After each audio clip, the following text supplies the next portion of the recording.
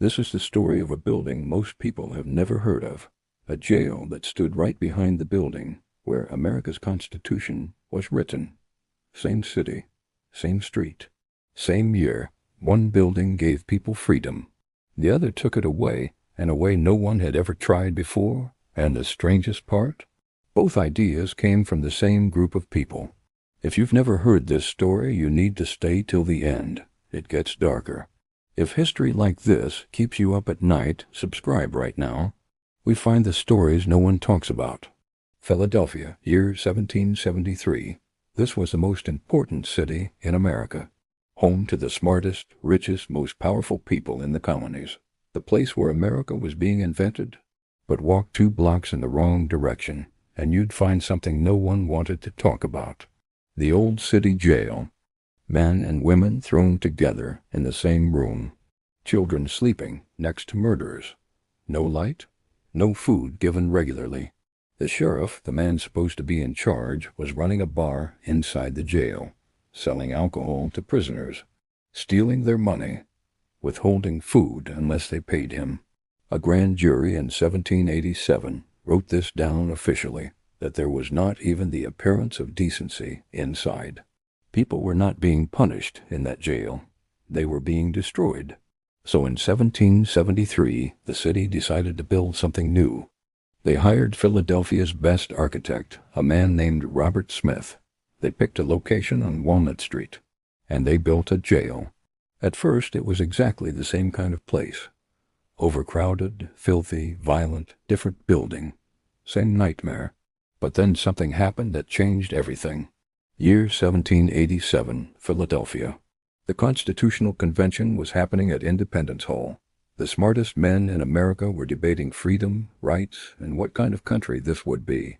2 blocks away, at Benjamin Franklin's own house, another meeting was happening. A group of 37 people, doctors, bishops, lawyers, politicians, sat down to talk about the worst place in their city, the jail on Walnut Street. In that room was Dr. Benjamin Rush, one of the most respected doctors in America, a man who had signed the Declaration of Independence. And there were the Quakers. The Quakers had a different idea about human beings. They believed that no person was born evil. That crime came from bad environments, bad luck, bad circumstances, and that any person could change if you gave them the right conditions. Their idea was radical.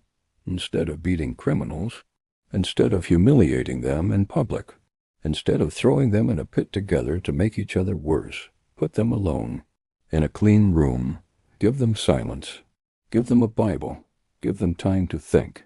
They called it a penitentiary, from the Latin word for remorse, a place where you didn't just serve time, a place where you became sorry.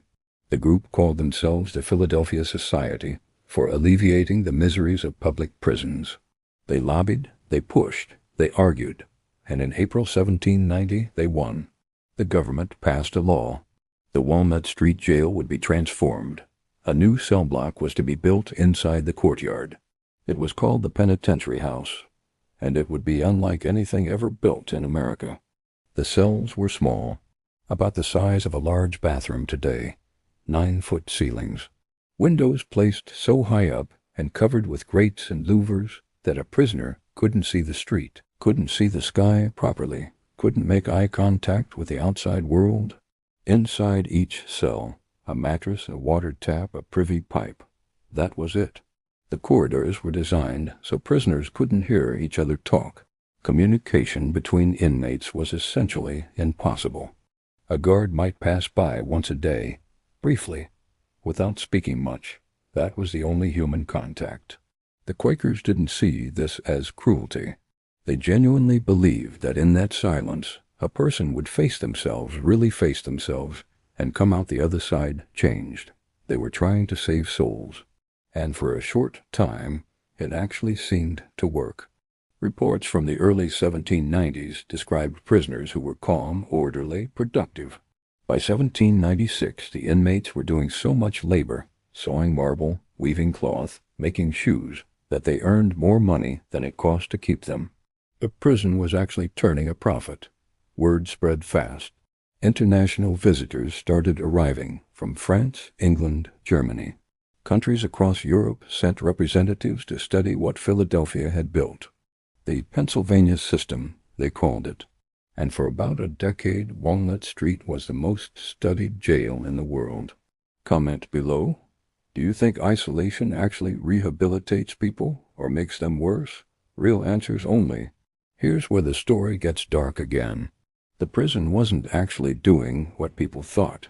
Solitary confinement, total isolation for months or years was breaking people. Prisoners were going silent in ways that weren't peaceful. They were talking to themselves, seeing things that weren't there. Some were harming themselves. The human brain, it turns out, needs other people to stay healthy. Lock a person alone long enough and something breaks inside them that doesn't fully come back. The Quakers had meant well, but the experiment had a flaw they couldn't see from the outside. And then Philadelphia kept growing. More people, more crime, more prisoners. The cells that were built for one person started holding two. Then more. The whole idea of solitary confinement, the entire philosophy the prison was built on, collapsed under simple math. By the early 1800s, Walnut Street looked just like the old jail again. Overcrowded, violent, corrupt. Some prisoners were sleeping naked in common rooms because the individual cells were full. The dream had lasted barely a decade. Here's what the history books skip. January 9th, 1793. A crowd gathered in the yard of the Walnut Street Jail. Standing in that crowd, President George Washington, Vice President John Adams, Thomas Jefferson, James Madison, James Monroe. They weren't there for the prisoners. A French pilot named Jean-Pierre Blanchard launched a hydrogen balloon, the first manned balloon flight in the entire Western Hemisphere, from the prison yard. He rose into the cold Philadelphia sky, crossed the Delaware River, and landed safely in New Jersey 46 minutes later. 5 of the first 6 American presidents watched it happen from a prison yard. Then there was Anne Carson, a woman imprisoned at Walnut Street after she tried to kidnap the governor of Pennsylvania to force him to free her husband. And Patrick Lyon, an innocent blacksmith thrown in the same jail after being falsely accused of robbing a bank. He had no connection to the crime. He sat in that prison while the real thieves walked free. He was eventually cleared, and he was so angry that he commissioned a famous painting of himself, hammer in hand, with the prison visible in the background. "I am not a gentleman," he said. "I am a blacksmith. And I was wronged." And during the yellow fever epidemic of 1793, the head keeper of the jail died of the disease. His wife, Mary Weed, stepped in and ran the prison herself. One of the first women in American history to run a correctional facility. Nobody remembers her name today. The Walnut Street Jail closed in 1835, demolished shortly after. A library stands there now, but what it started never stopped. The word penitentiary, used in every country on earth, was invented by Philadelphia Quakers in that building, on that street, in 1790.